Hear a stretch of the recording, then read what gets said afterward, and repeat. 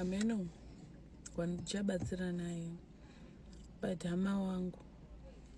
hama yangu kana une muprofita ari kunyinga kumasowe run of your life handiti munhu anonzi muprofita adananwi naye ndakati muprofiti ndiri kutokanganisa nekuti muprofiti mweya mutsvene unodzika kubva kudenga uchiuya uchizopfeka mutumbi wemunhu anozogama izwi rachona achinzwa ngoni handiti saka ndoti mudzi wengoni handiti vaya vanogama izwi vaya ivavo ndinoti hama vangu havazi vanhu vekudanana navo uyezve havazi vanhu vekukweretesa mari. The quickest way kudai feri kukweretesa munhu anonzi muprofita mari, saka don't do it.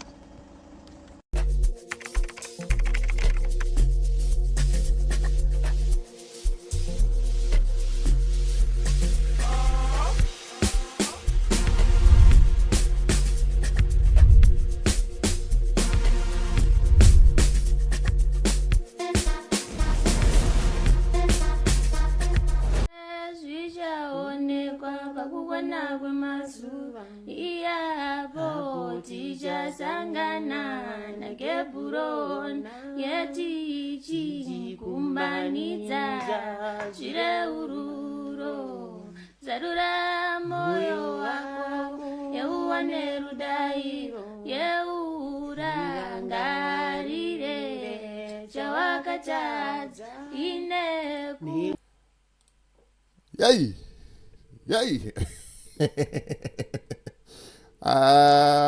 zvimwe zvimwe ndingataure zvedu apa pakanakwa apa pane izwi ma1 kana nenozva manje ndafunduka ndikati yai bo here izvi zviri kuitika izvi pauk apa vanga vatigara nguva refu vasati vatipa zvinyowani but vazotiratidza kuti aiwa vanozvigonawo.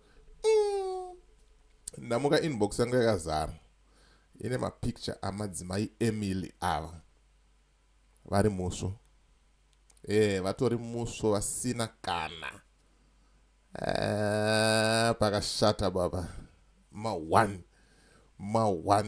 ndonyaya ndiri kuda kufambira zvamanje ndonyaya ndiri kuda kutaura nemi zvamanje ndikuudze kuti zvamunyatsofamba sei chii chaitika uyezve zvakamira sei but pane hombe yavhurika apa hey edza ndikumhoro sei zvangu ndoti greetings good people. My name is DJ Holly and welcome to 2.5 Creative Studios, chitubu checontent, chitubu chisingapwi, chitubu chinonwa nemunhu wese, chitubu chakavhenekwa chikaongororwa nana mazvikokota kunzi aiwaka chitubu ichi chine content iri healthy, content yakachena yakakodzera kunge chikonsumwa nemunhu akaita kunge iwewe. Ndosaka uri panapa muzvara nhasi. So if it's your first time here, please hit the subscribe button and the notification bell so that you don't miss out on any exciting content. Asi kana wanga wagara uri mugaro wepanapa dango kutenda nekuita sei nekukurumidza kubhadhara rent.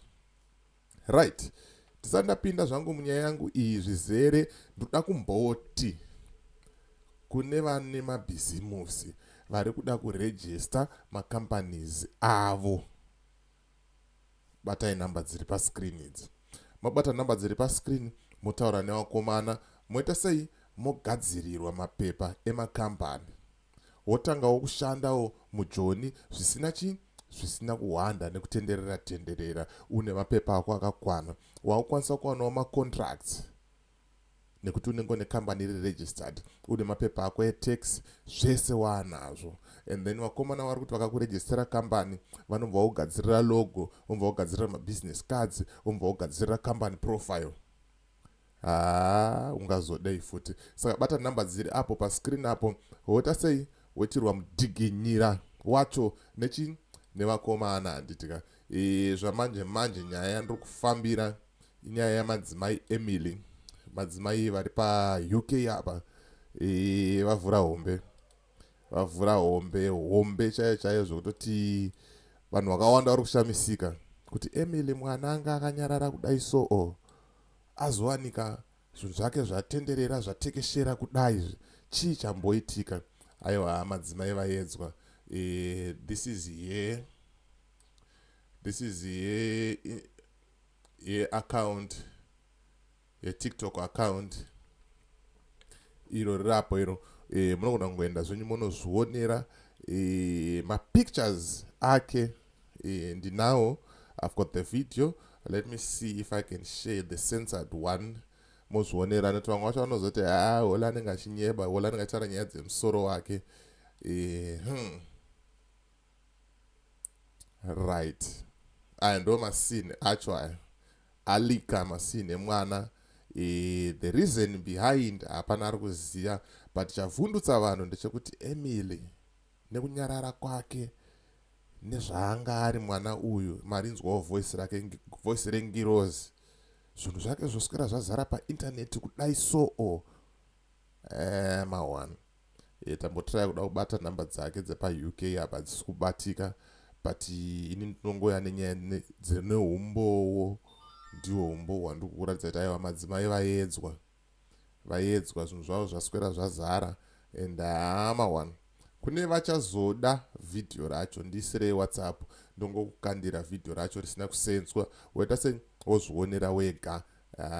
But pakashata but hey, mahwani chaiwo chaiwo. Saka ndonyaya yanga achingofambira nayo zvamanje manje kuti madzimai vaedzwa, vapinda pamuedzo, manudzu aswera azara, atenderera. Handitika ngatizivei kwekutumira zvinhu. Ende kana munhu ngaasada kuita zvokuzvionera pafoni, ngaangouya paground azvionere. Handitika nekuti mangwana mukazorambana tinenge takuzoona zvinhu zvakaita seizvozvizvo. Handiti ende ukada kuona vana vacho zvavari kuita ama-2000 hai pakashata. Saka let me know what you think in comment section kuti hey, boy here izvi zviri kuitwa namadzimai izvi, madzimai vaedzwa.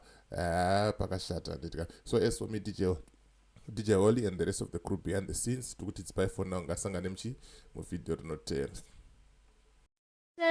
Zvichaonekwa pakukwana kwemazuva, iyapo tichasangana naGebhuroni yetichikumbanidza zvireururo. Zarura moyo wako, yeuwane rudairo, yeurangarire chawakatadza ineku. I've got story time. So you lot join me and I'm gonna give you a story time. So once upon a time, set up my glass next day. So guys, I'm not a good time in storyteller.